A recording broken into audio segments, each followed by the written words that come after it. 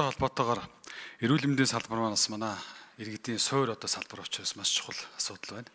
За ялангуяа бас энэ цаг мөчид ороод эрүүл мэндийн салбарын асуудал бас нэлээдгүй олон асуудлууд бас хоригдлогдсон байна. Санхүүжилтийн маань гүйцэтгэлийн санхүүжилт маань бас нэлээд сорилтуудтай тулцсан байж байна нэгдүгээрт. Тэгэхээр энэ гүйцэтгэлийн санхүүжилтийг ер нь яг манай улсад яг үүндээ тохирж гэнэ үү тохирохгүй байна уу гэдэг тал дээр нэг яг тодорхой товч хариу өг. Хоёрдугаарт эрүүл мэндийн салбараас хичнээн хүн сүүлийн энэ жилүүдэд төрөөс хувь руу шилжив. За совилгчийн хувьд бол гадагшаа татгшаа яв. Хүний нөөцийн хомсдол хэр зэрэг байна уу? Гуравдугаарт эрүүл мэндийн салбарыг төсөвт одоогийн байдлаар бол 15 орчим хувиар цалингийн нэмрэгж оруулж ирсэн байсан. За гүйцэтгэлийн санхүүжил түрүүний сайдын ярьж байгаа тэр дотор нь байгаа хулгай, сахилга батгүй байдал гэдэг юм уу? Ийм зүйлээ цэгцэлснээрээ дахиад цалин хөлс орлого нэмэх юм боломж олцоо гарах уу? Гуравдугаарт хамтын төлбөрийн энэ асуудлыг бас ярих шиг боллоо. Хүүхэд ахмадууд хамгийн тусламж үйлчлэгийг авч байна. Бараг нийт санхүүжилтийн чинь 70% аваад байгаа шүү. Энийг бол төр дааж байгаа гэдэг нэрийдлийн дор хамгийн багаар буюу 2% орчим хувиар өгж байгаа. Тэгэхээр цаашдаа энийг бол нэмэгдүүлэх. За шаардлагатай бол ахмад болон тэр хүүхдүүдийн эрүүл мэндийг төрөөс хариуцнаа. Дээрээс нь төрийн хариуцах ёстой хуулиар заасан маш олон тусламж үйлчлэгээнүүд байдаг. Энийг яг манай төр 100% дааж чадчихэв үү чадахгүй вэ? Эсвэл даатгалын сандаа даатгаад хаяад байна уу гэдэг ийм асуултыг хэлмээр байна. За тэрний дараанаас манай эрүүл мэндийн салбарын эмнэлгүүд маань санхүүгийнхаа удирдлагуудыг хэр зэрэг хийж байгаа вэ? Би зарим эмнэлгүүд ажилчид хэлэхээр маш их өртөө байна гэдэг. Тэгэхээр энэ жил ерөөсөө өрийн барагдуулах санхүүжилт байхгүй өрөө өгөхгүйгээр ингээд нэг жилдээ явчих гэсэн санааг бас сайд хэлэх шиг болсон. Тэгээ энийг ер нь яах вэ? Өртөө байгаа газрууд маань нэм тариагаа нийлүүлэхгүй ийм байдал руу тулаад ирвэл ямар гаргалгаа байна уу? За тэгээ ойрын 3-4 жилдээ эрүүл мэндийн салбарт яг наад тусламж үйлчлэгээ чанар тэр шаардлагагүй байгаа хэвтэлт гэдэг юм уу, үзлэг гэдэг юм уу, бүгдийг үнгүй байна, бүгдийг ингээд шийднэ гэдэг энэ зүйл чинь мухардл руу чирээд байна. Тийм учраас бидний энэ гүйцэтгэлийн санхүүжилтийг бол 4 жилийн өмнө 500 тэрбум төгрөгийн үлдэгдэлтэй байсан. Бүгдийг нь үрж дуусчихвэл маш сайн ажил хийж гэнэ гэсэн үг гэдэг дүгнэлтэнд авчиж тэр гүйцэтгэл нөөц хөрөнгө хэдэн төгрөг байна уу? Энэ өвлийг яаж тавах вэ? Ирэх жил буюу түүний дараа жил магадгүй арифметик прогрессор над үйлчлэгийн тохиолдлын тоо ч нь өсөд явчих. Одоогийн гүйцэтгэлээр бол санхүүжүүлэх боломжгүй гэдэг ийм дүгнэлтийг хэлээд байгаа учраас ямар чиглэлүүдийн гарах гарц юу байна вэ гэдэг тал дээр хариулт өгөхийг хүсэж байна. За баярлалаа. Хариултчин бүрэн сайд 3 минут.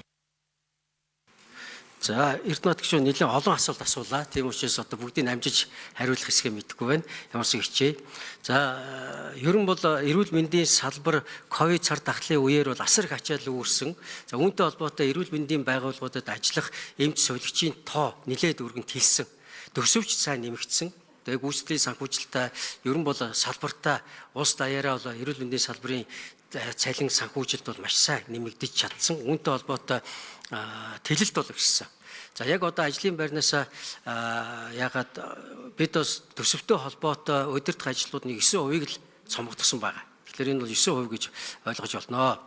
За дээрээс нь бас орон нутагт ажиллах нэмэгдлүүдийг сая өнгөрсөн хугацаанд бол аймагт 20, суманд 40% болгосноор бас ажилчдын бас ажлын урам зоригийг багч гисэн нэмэх юм боломж бүрдсэн сайн зүйл болсон байгаа.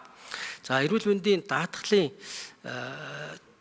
санхүүгийн зэгцлэлт энэ төр хийх энэ ажлууд бол нэлээд цаг хугацаа шаардаж байгаа. За засгийн газрын хэрэг эрхлэх газраас эрүүл мэндийн даатгалын сангийн үйл ажиллагаа хяналт шалгалт хийгээд дууссан.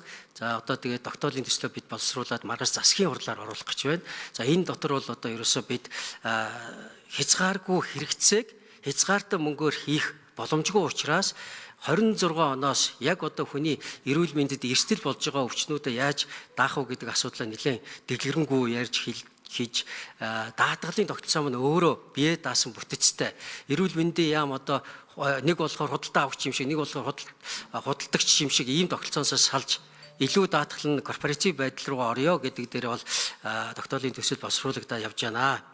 За санг бол зузаатах хэрэгтэй байгаа. Тэгээ санг зузаатахгүйгээр бид энэ олон эрэлт хэрэгцээг нийлүүлж чадна гэдэг бол бас бодлоо. тийм ээ.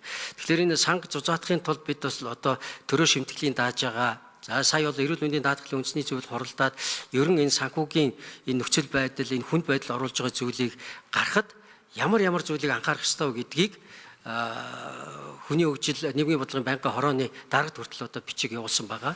Тэр дотор бол одоо гол нь энэ шимтгэлийг төрөөс дааж байгаа юугаа ажил эрхэлж байгаа асуудтайгаа ижил болгоё. Энэ дээр анхаараач. Төрөөс тусламж үйлчилгээг даачаад тэр тусламж үйлчилгээг 100% даадаг байя. 200 тэрбумаар дутаадаг биш байя. Бодитоор даадаг байя гэд энэ хэд хэдэн ийм шаардлагууд явуулсан байгаа. За энэ та бүхэнд бас танилцуулагдах бах. За мөн дараагийн чухал зүйл бол бид одоо ерөөсөө л энэ даатгалын сангийн зузаатгал дотор төрөөс дааж байгаа иргэдийн шимтгэлийн өмнөөс нь төлж байгаа энэ тогтолцоогоо илүү доктортой болгоё. Харин ажил хийж хөдөлмөр эрхэлж байгаа иргэдийн даатгалын хураамжийг нэмэгдүүлэхгүйгээр ингэж явах нь зүйтэй гэсэн л ийм зорилготой ажиллаж байна. За баярлалаа.